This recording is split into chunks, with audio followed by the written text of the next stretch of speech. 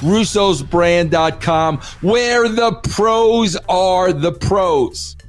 Yes. All right, let's get on with this, Jeff, because I want to make sure Al addresses all of this.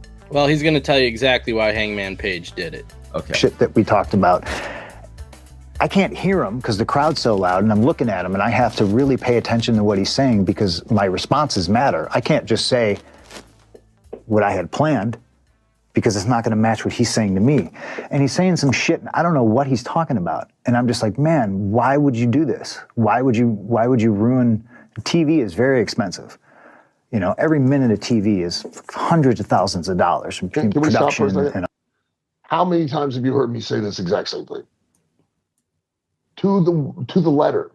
Yep. Of how expensive TV is. Yep. How much of an investment it is in you when you're out there. I say the same thing.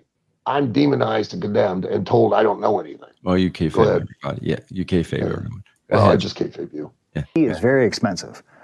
You know, every minute of TV is hundreds of thousands of dollars between production and all that stuff.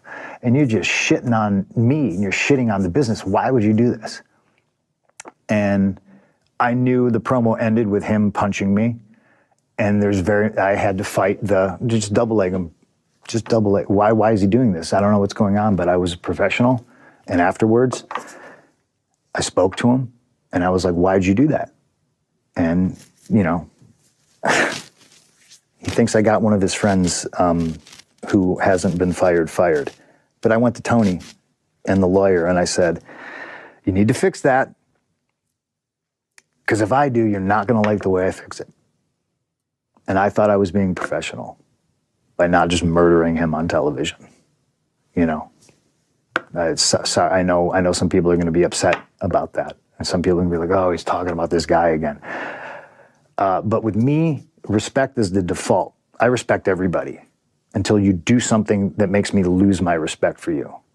And I had never done anything to any of those guys. Wow, bro. That's some insight there, huh, Al? Yeah, I mean, he's not wrong. You know what I mean? He really is not wrong. Like we just went, you know, and discussed in great detail. I mean, it was a violation of the very most preeminent precept in the business, and that is, you know, trust. And regardless of the motivation of, you know, again, if you felt that strongly that, you know, Punk got a friend fired, why didn't you just pull him aside and have a conversation and go, hey, what, I hear you got this guy fired. Why'd you do that? Well, I did. Whatever, and put it to rest. You don't do anything to risk business in front of an audience. You just don't, because it doesn't just affect you or the other guy. It affects everyone else in the locker room. Yeah. And it also shits on the investment that was made in you of giving you that television time. You know, the talent don't understand that, you know, I have a choice each week. I can give you 6 minutes of television time, but you know what I could do? I could cut that 6 minutes, give myself another minute to 2 minutes that I could then use to sell commercials and make money. I'm giving that money, that time and that money and that effort to you because I'm thinking that extra 2 minutes are going to help sell you more successfully, and we're going to make more money doing that than if I just went out and sold 4 30-second commercials to a sponsor. You know, GE wants, you know, another minute on TV. Well, we've already got 6 segments with the breaks, you know, 2-minute breaks. Where am I going to get another 2 minutes? Well, that means I've got to take a minute off of 2 more segments, you know, or take 30 seconds off of 4 segments. But I've got to find that time because they're going to pay me for it. Or do I tell them, no, I'm not going to take and give you 2 more minutes of my television time. I'm going to invest it in this idiot talent that's going to go out there and decide that this is the platform to go into business for themselves. Man, I sit here and I wonder, Al, listening to you, you know, everything freaking everything with Tony Khan went back to, I was booking wrestling when I was 10 years old, and I was doing fantasy wrestling, and it's going to be that simple. Everything Al is saying on this show, everything, bro, needs to be said to Tony Khan by somebody, and I can only Well, I'm sure there are probably yeah, people that do in some manner. that's what I You was say saying. Now, this, I hope but so. I hope so. I'm sure there is, but I'm sure at some point they were initially. Yeah. Okay. Uh, and to Punk's point, you've heard me say the same thing. Competition is good. The having the existence of AEW is a tremendous boon to the wrestling business as a whole. It is a tremendous boon to the wrestlers themselves. It is a tremendous boon to, WWE's business is where it's at right now because AEW exists. The talent that are in WWE are getting paid what they're getting paid and are able to negotiate that pay because AEW exists. That's why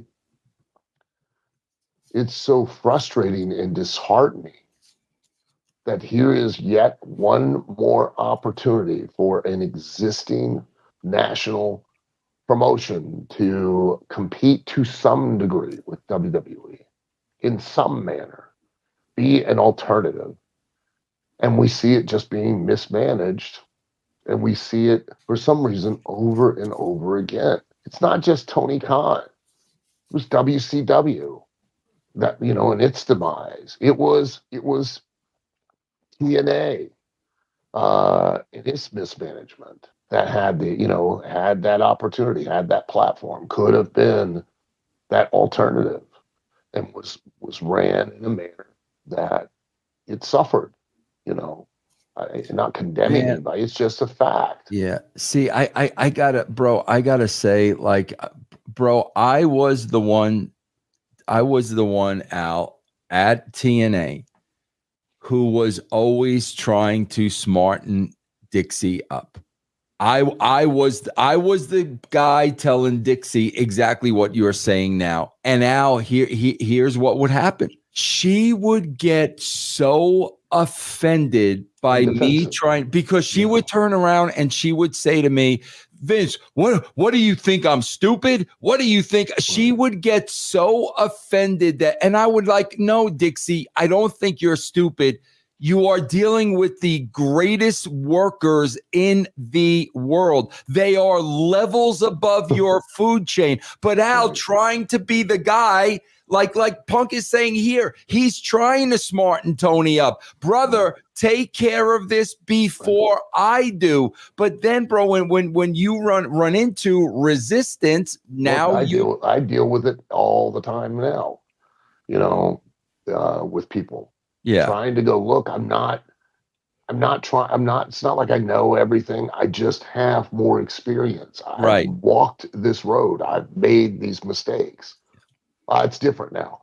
No, it isn't. It never is new. You're not reinventing the wheel. It's still round. You're not coming up with something different. Yeah. But that also that onus goes on the talent too. Instead of taking the attitude of, which a lot of them do, a lot of them, I'm just going to go from mark to mark or work to work.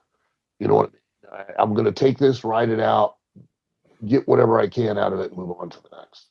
And that mindset of, instead of thinking, you know what I'm going to do? I'm going to do everything I can to help and contribute, advise, put the right people in the right place.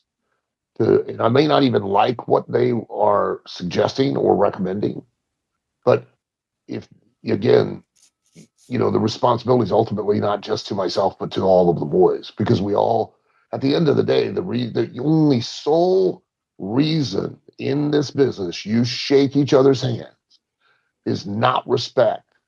It has nothing to do with that. It is the fact that you need each other.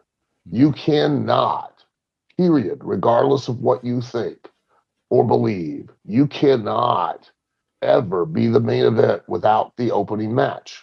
You can't be the opening match without having a main event. You cannot win if someone is not willing to do the favor and lose. You can't even lose if somebody's not willing to win. And that, crazy as it may sound, does happen.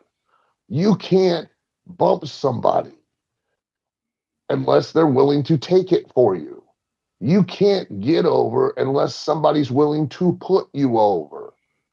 You don't do anything in this business on your own. You can't get over unless you have a heel that has heat. Heel can't get heat unless the babyface is over. That's why you shake each other's hands, and that's why you do business, because we all eat together and we all starve together.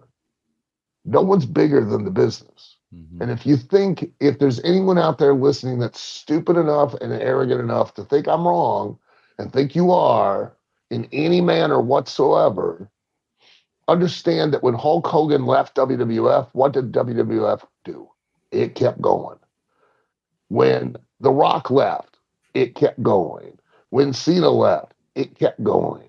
When Brock Lesnar left, it kept going. When Steve Austin left, it kept going.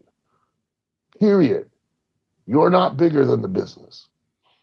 You can walk in today to the office and go, you know what? I want my release. And aside from my investment of time, money, and effort in you, I'd be like, okay, best wishes. You know why? That just gives somebody else an opportunity now to step up. Yeah. Yeah. Unfortunately, you're going to go out the wrong way because you're not going to return the favor to everyone who did it for you. And that's a cardinal sin in the business. Because again, you think you're bigger than the business. Yeah. What's up, Brand? This is Jeff Lane inviting you to come hang out with me over on Twitch. I'm live several nights a week playing games, classic and new, currently going through Final Fantasy VII Rebirth, the new Contra game, and more. So check me out, Jeff Lane 22 on Twitch. Mike Durban was on here and he was talking about the Conan Major Bendy's action figure. You got one too, don't you, Vince? Yeah. These are high quality, like the high quality packaging, high quality art, high quality figure. Yeah, very nice. Yeah. But Durban wasn't kidding, guys. These are real high quality. So you can even get these autographed. MikeDurban.com. Check them out before they're gone.